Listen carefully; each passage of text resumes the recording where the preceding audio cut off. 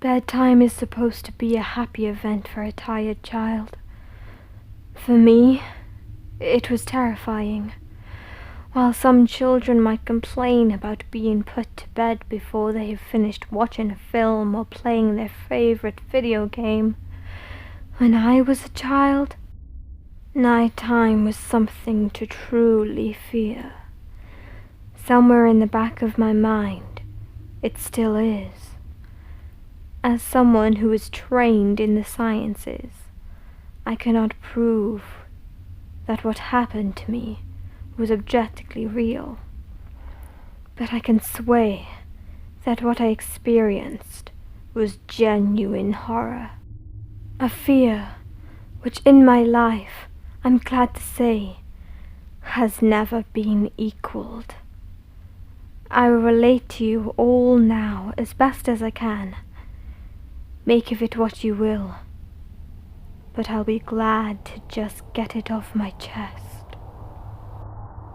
I can't remember exactly when it started, but my apprehension towards falling asleep seemed to correspond with my being moved into a room of my own. I was 8 years old at the time, and until then I had shared a room, quite happily, with my older brother. As is perfectly understandable for a boy 5 years older than me, my brother eventually wished for a room of his own, and as a result, I was given the room at the back of the house. It was small, narrow, yet oddly elongated, large enough for a bed and a couple of chests of drawers, but not much else. I couldn't really complain because, even at my age, I understood that we did not have a large house, and I had no real cause to be disappointed, as my family was both loving and caring. It was a happy childhood during the day. A solitary window looked out onto the back garden, nothing out of the ordinary, but even during the day, the light which crept into the room seemed almost hesitant. As my brother was given a new bed, I was given the bunk beds which we used to share. While I was upset about sleeping on my own, I was excited at the thought of being able to sleep on the top bunk, which seemed far more adventurous to me. From the very first night, I remember a strange feeling of unease creeping slowly from the back of my mind. I lay on the top bunk, staring down at my action figures and cars strewn across the green-blue carpet. As imaginary battles and adventures took place between the toys on the floor, I couldn't help but feel that my eyes were being slowly drawn towards the bottom bunk, as if something was moving in the corner of my eye, something which did not wish to be seen. The bunk was empty, impeccably made, with a dark blue blanket tucked in neatly, partially covering 2 rather bland white pillows. I didn't think anything of it at the time. I was a child, and the noise slipping under my door from my parents' television bathed me in a warm sense of safety and well-being. I fell asleep. When you awaken from a deep sleep to something moving or stirring, it can take a few moments for you to truly understand what is happening. The fog of sleep hangs over your eyes and ears even when lucid.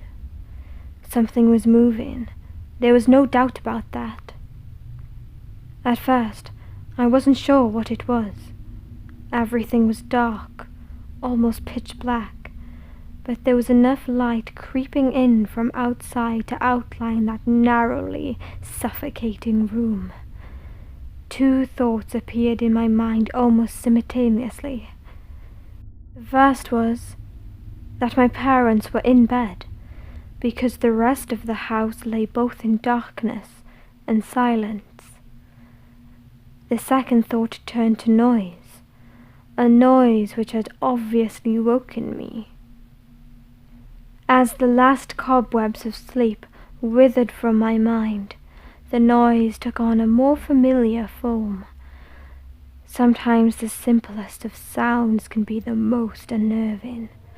A cold wind whistled through the trees outside.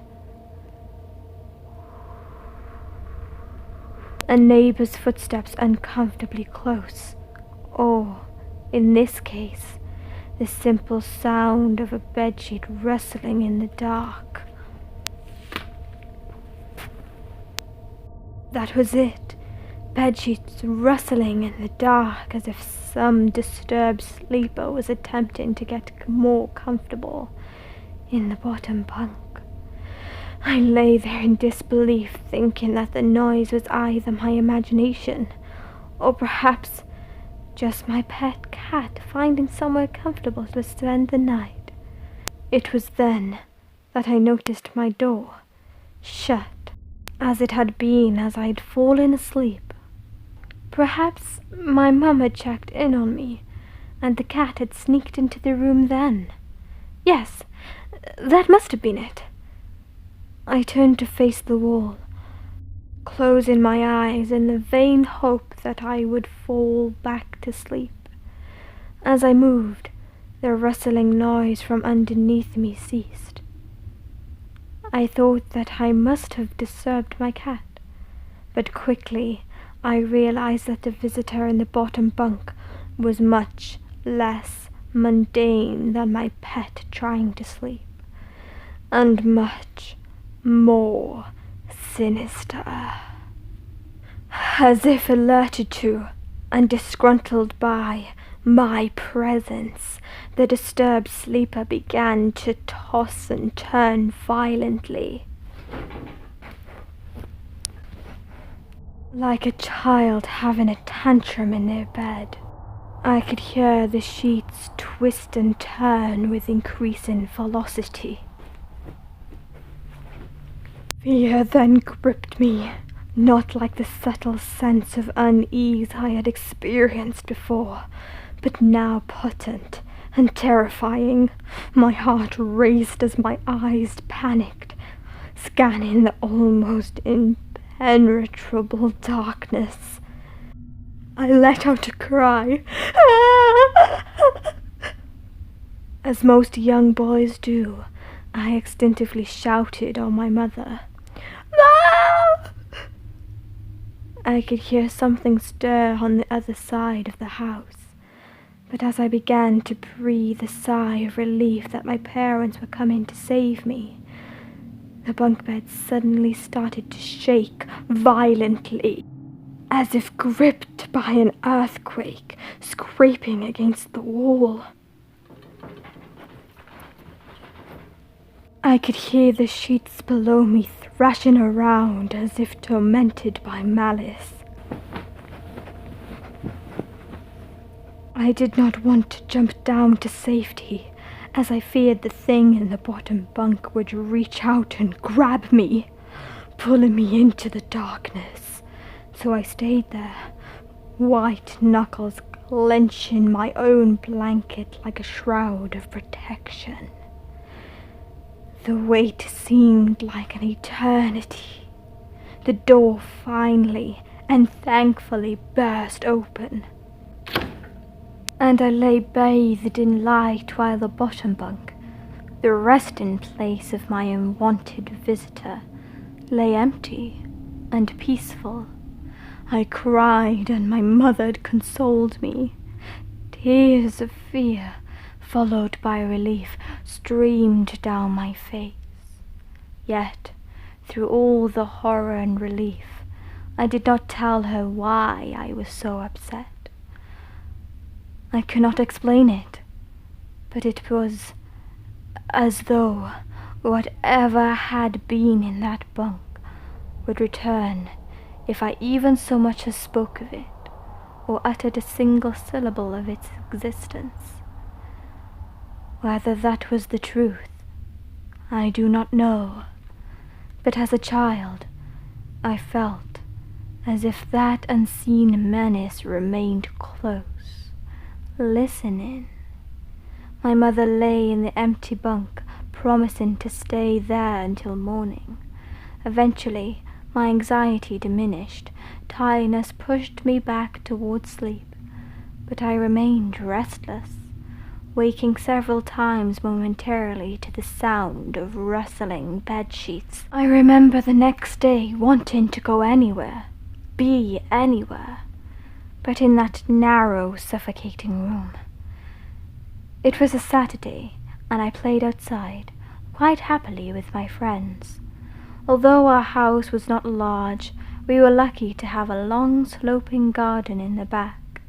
We played there often, as much of it was overgrown and we could hide in the bushes, climb in the huge sycamore tree which towered above all else, and easily imagine ourselves in the throes of a grand adventure, in some untamed exotic land. As fun as it all was, occasionally my eye would turn to that small window, ordinary, slight, and innocuous. But for me, that thin boundary was a looking glass into a strange, cold pocket of dread.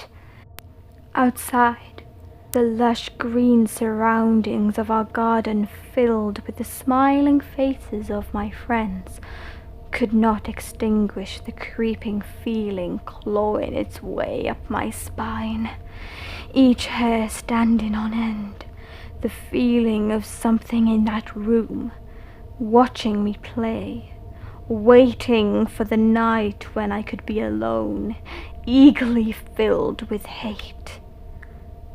It may sound strange to you, but by the time my parents ushered me back into that room for the night, I said nothing.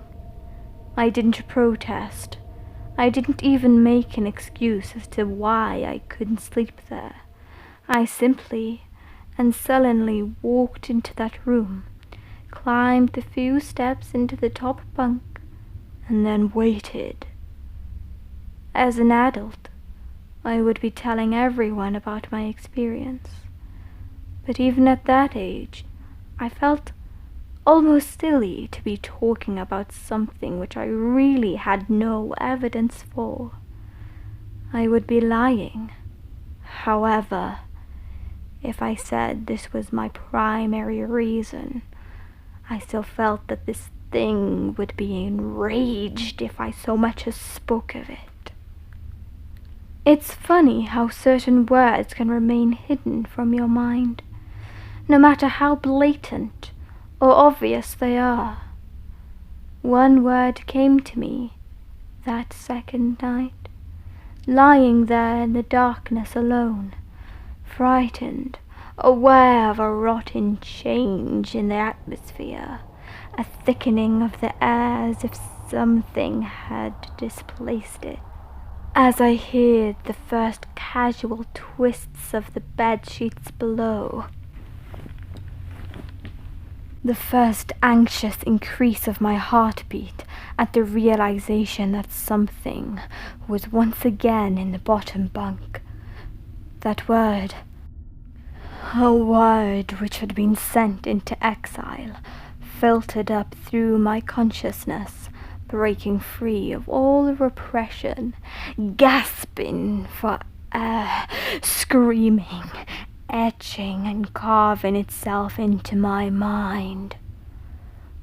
Ghost. As this thought came to me, I noticed that my unwelcome visitor had ceased moving. The bedsheets lay calm and dormant, but they had been replaced by something far more sinister. A slow, rhythmic, rasping breath heaved and escaped from a thing below.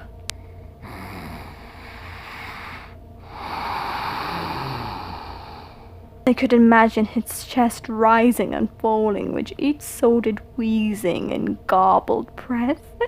I shuddered and hoped beyond all hope that it would leave without occurrence.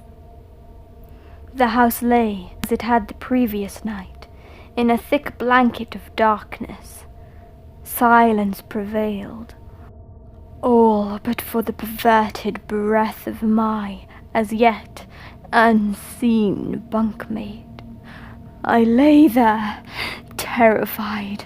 I just wanted this thing to go, to leave me alone. What did it want? Then something unmistakably chilling transpired. It moved. It moved in a way different from before. When it threw itself around in the bottom bunk, it seemed unrestrained, without purpose, almost animalistic. This movement, however, was driven by awareness, with purpose, with a goal in mind.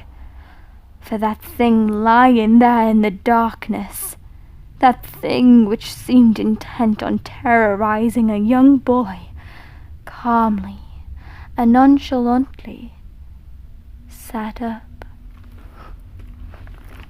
Its labored breathing had become louder, as now only a mattress and a few flimsy wooden slats separated my body from the unearthly breath below.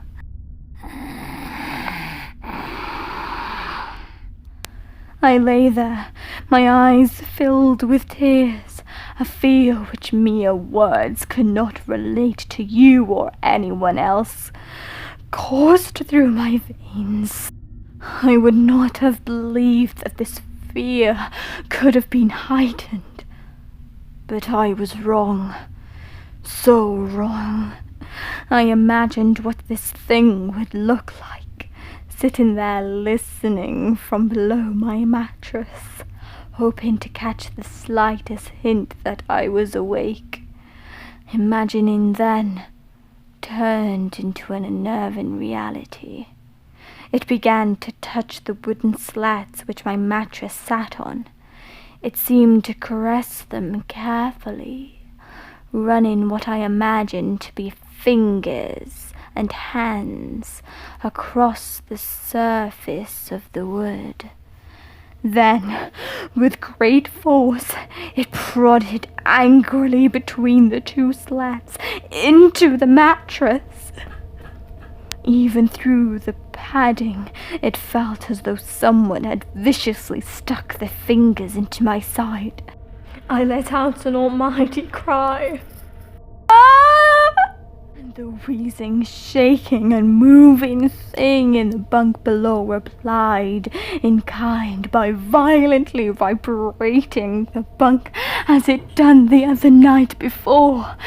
Small flakes of paint powdered onto my blanket from the wall as the frame of the bed scraped along it backwards and forwards. Once again, I was bathed in light, and there stood my mother, loving, caring as she always was, with a comforting hug and calming words which eventually subdued my hysteria. Of course, she asked what was wrong, but I could not say. I dared not say. I simply said one word over and over and over again. Nightmare. This pattern of events continued for weeks, if not months. Night after night I would awaken to the sound of rustling sheets.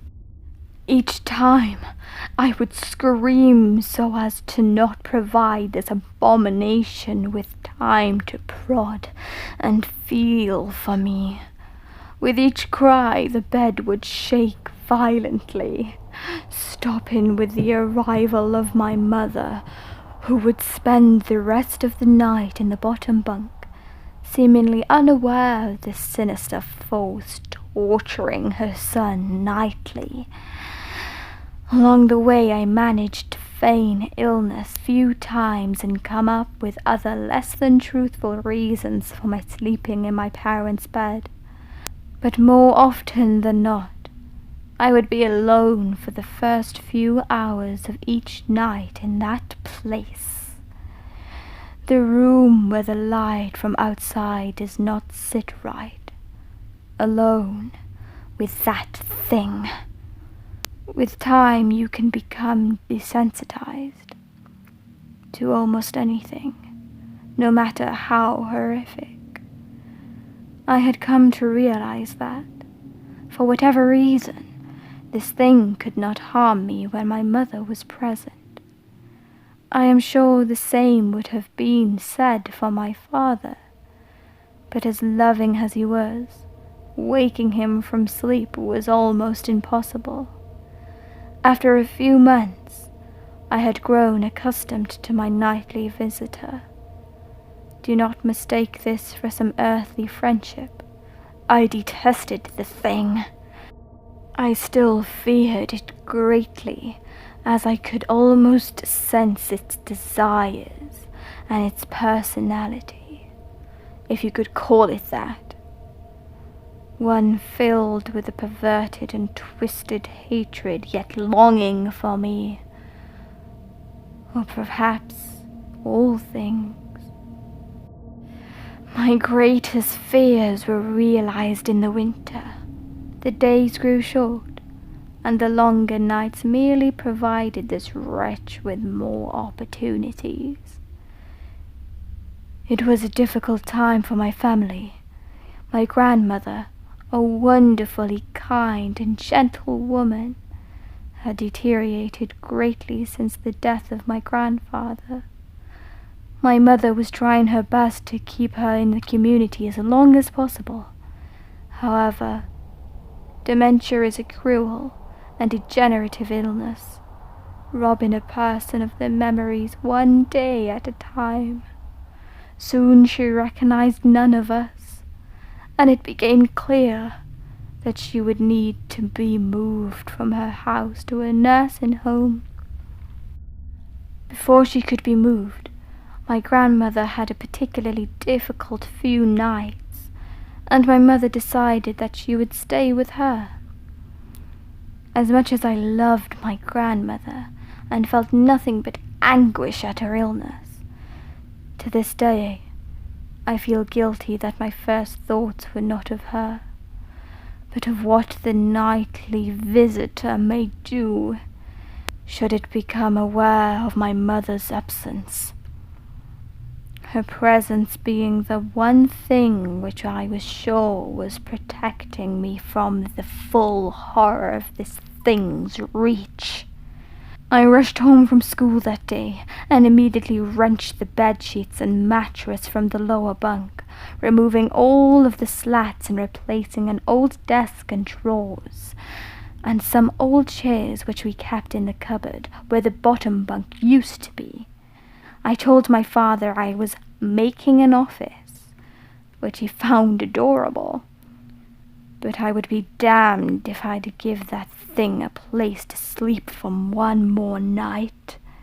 As darkness approached, I lay there knowing my mother was not in the house. I did not know what to do.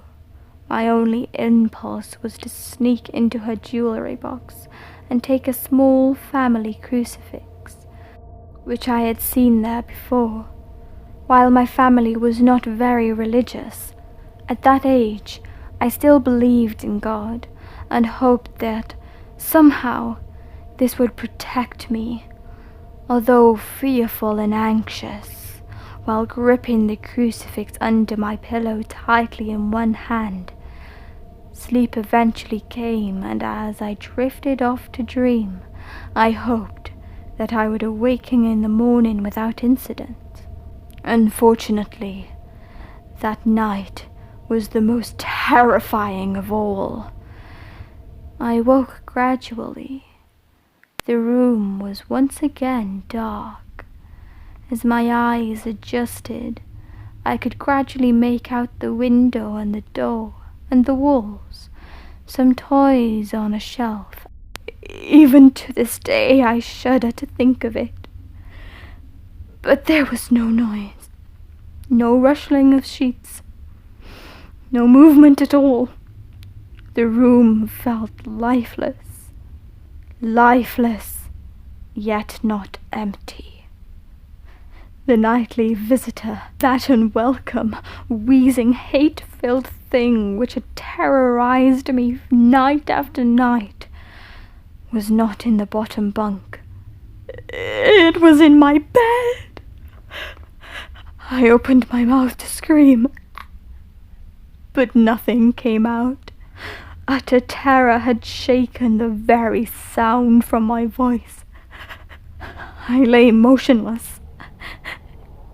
If I could not scream, I did not want to let it know I was awake. I had not yet seen it. I could only feel it. It was obscured under my blanket. I could see its outline, and I could feel its presence, but I dared not look.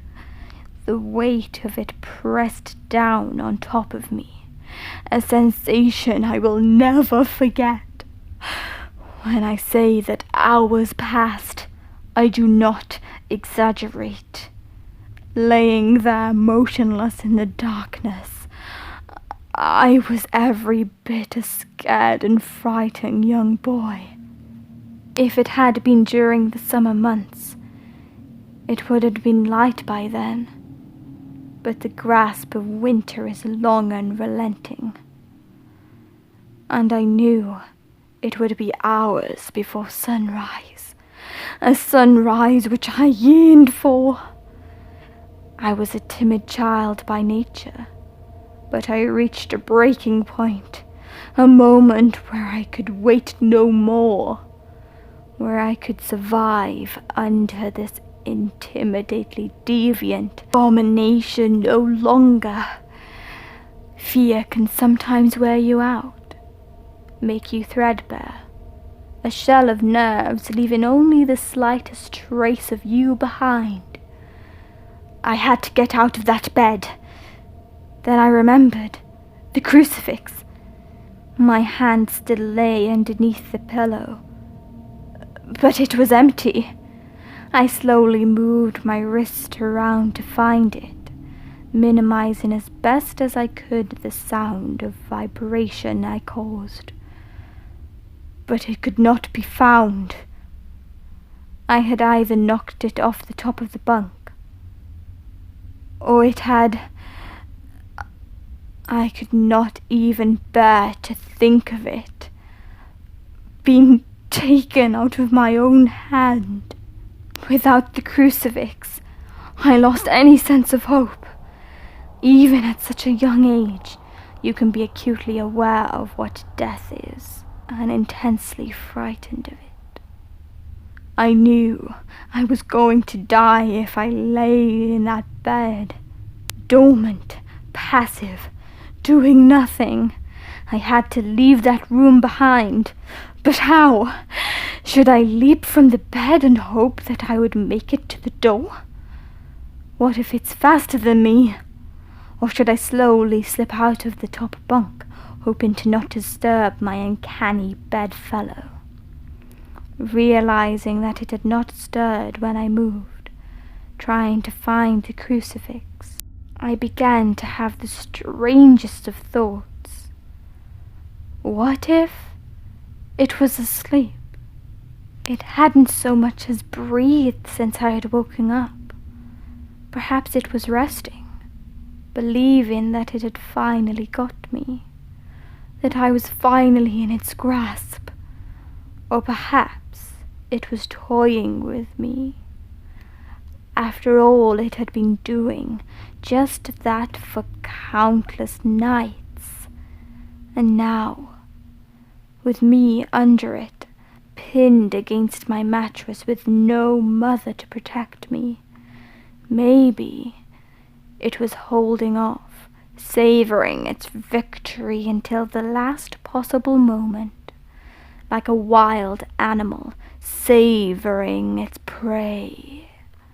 I tried to breathe as shallowly as possible, and mustering every ounce of courage I had, I reached over slowly with my right hand and began to peel the blanket off of me. What I found under those covers almost stopped my heart. I did not see it, but as my hand moved over the blanket, it brushed against something smooth and cold, something which felt unmistakably like a gaunt hand. I held my breath in terror, as I was sure it must now have known that I was awake. Nothing. It did not stir. It felt dead. After a few moments, I placed my hand carefully further down the blanket and felt a thin, poorly formed forearm. My confidence and almost twisted sense of curiosity grew as I moved down further to a disproportionately larger bicep muscle. The arm was outstretched, lying across my chest, with the hand resting on my left shoulder, as if it had grabbed me in my sleep. I realized that I would have to move this carnivorous appendage if I even so much as hoped to escape its grasp. For some reason, the feeling of torn, ragged clothes on my shoulder of this nighttime invader stopped me in my tracks. Fear once again swelled in my stomach and in my chest as I recoiled my hand in disgust as what I was touching. Straggled, oily hair is what I was touching. I could not bring myself to touch his face, although I wonder to this very day what it would have felt like. Dear God, it moved! It moved! It was subtle, but its grip on my shoulder and across my body strengthened. No tears came, but God, how I wanted to cry. As its hands and arms slowly coiled around me, my right leg brushed along the cool wall which the bed lay against. Of all that happened to me in that room, this was the strangest. I realized that this clutching, rancid thing which drew great delight from violating a young boy's bed was not entirely on top of me. It was sticking out from the wall, like a spider striking from its lair. Suddenly, its grip moved from a slow tightening to a sudden squeeze. It pulled and clawed at my clothes as if frightened that the opportunity would soon pass. I fought against it, but its emaciated arm was too strong for me. Its head rose up writhing and contorting under the blanket. I now realized where it was taking me.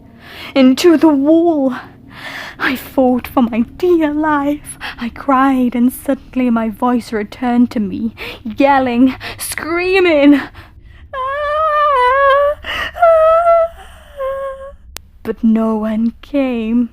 Then I realized why it was so eager to suddenly strike, why this thing had to have me now. Through my window, that window which seemed to represent so much malice from outside, streaked hope, the first rays of sunshine.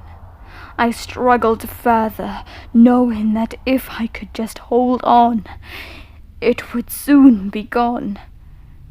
As I fought for my life, the unearthly parasite shifted, slowly pulling itself up on my chest, its head now poking out from under the blanket, wheezing, coughing, rasping. I do not remember its features.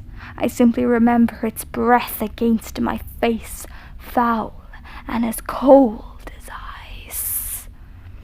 As the sun broke over the horizon, that dark place, that suffocated room of contempt was washed, bathed in sunlight. I passed out as its scrawny fingers encircled my neck, squeezing the very life out of me. I awoke to my father, offering to make me some breakfast. A wonderful sight indeed. I had survived the most horrible experience of my life, until then, and now.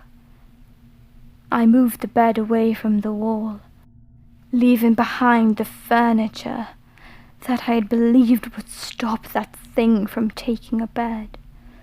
Little did I think that it would try to take mine and me. Weeks passed without incident, yet on one cold, frost-bitten night I awoke to the sound of the furniture where the bunk beds used to be, vibrating violently. In a moment, it passed. I lay there sure I could hear distant wheezing coming from deep within the walls.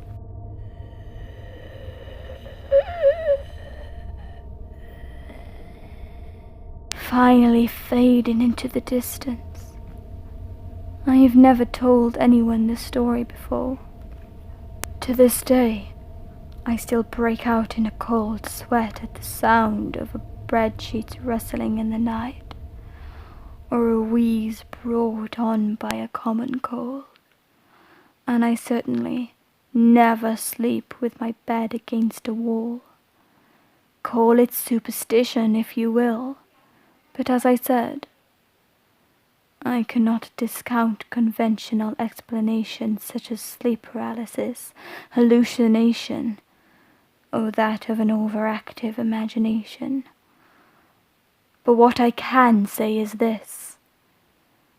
The following year, I was given a larger room on the other side of the house, and my parents took that strangely suffocating, elongated place as their bedroom. They said they didn't need a large room, just one big enough for a bed and a few things. They lasted 10 days. We moved on the 11th.